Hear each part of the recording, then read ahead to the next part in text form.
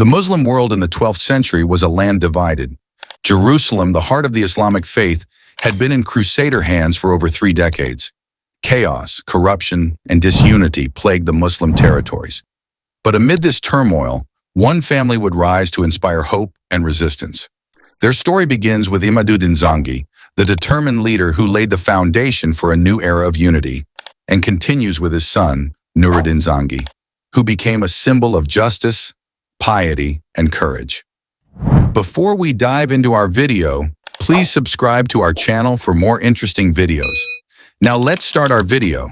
Imaduddin Zengi, appointed as governor of Mosul in 1128 CE, faced the daunting task of reclaiming Muslim lands from the Crusaders.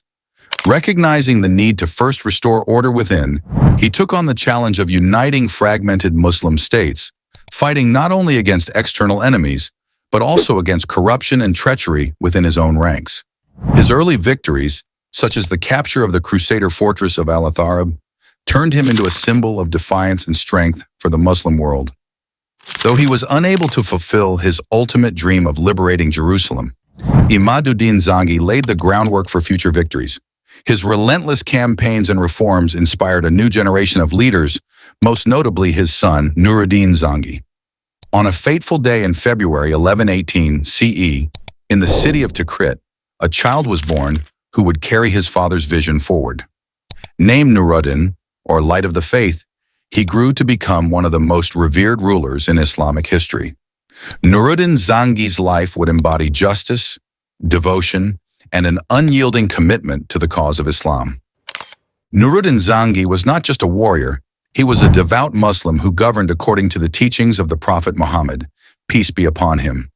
Known for his humility, fairness, and dedication to his people, he earned the title of rightly guided caliph.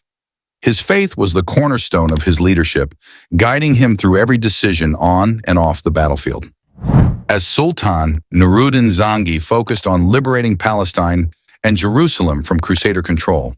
He expanded his father's legacy by building a formidable military force and securing critical victories against the Crusaders. Under his leadership, key territories were reclaimed, bringing the Muslim world closer to its goal of liberation. Yet even in the heat of war, Nuruddin remained committed to his faith, praying for guidance before every major decision. One of the most famous episodes in Nuruddin's life occurred during the Crusades. In a dream, he saw the Prophet Muhammad, peace be upon him, warning him about a plot to desecrate his resting place in Medina. Acting swiftly, Nuruddin uncovered and foiled the conspiracy, further cementing his legacy as a protector of Islam's most sacred sites. Beyond the battlefield, Nuruddin Zengi was a visionary statesman. He established schools, mosques, and hospitals, leaving an indelible mark on the cultural and intellectual life of the Muslim world. His rule was one of prosperity and justice, where even non-Muslim communities found protection and respect under his governance. Nuruddin Zengi's life was a testament to the principles of justice and service. He was not just a leader of armies, but a leader of hearts and minds.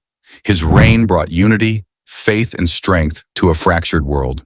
When he passed away in 1174 CE, he left behind a legacy that would inspire future generations and pave the way for Salahuddin Ayyubi to ultimately reclaim Jerusalem.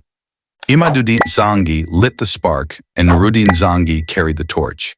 Their combined efforts reshaped the Muslim world and stood as a powerful reminder of what can be achieved through unity, faith, and vision. Sultan Nuruddin Zengi truly lived up to his name, the Light of the Faith.